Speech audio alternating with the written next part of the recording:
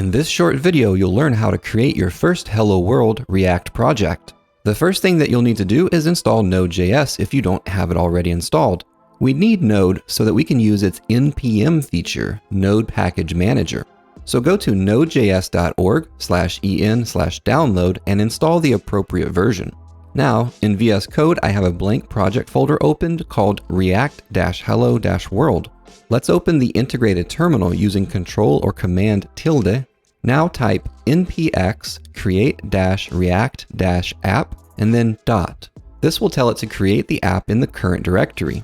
npm is normally used to download packages into your project. Here we are using npx, which is a package runner tool. It's actually going to download and configure everything for us so that we can start with a nice template.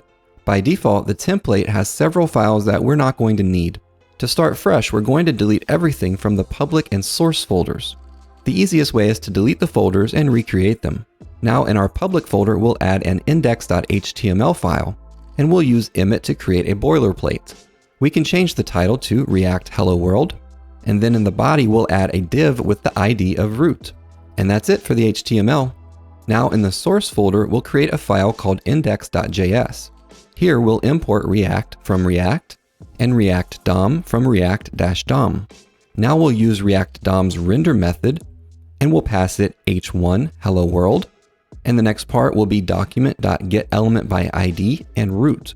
So here we're targeting our element in the index.html file with the ID of root that we created. React will now render the content that we have entered into that element. This looks like normal HTML here, but it's actually JSX. We'll learn more about JSX later. Now in our terminal, we can run npm start and we'll see in our browser the final result. Like this video to help me out and subscribe if you haven't already for more videos like this. Thanks for watching.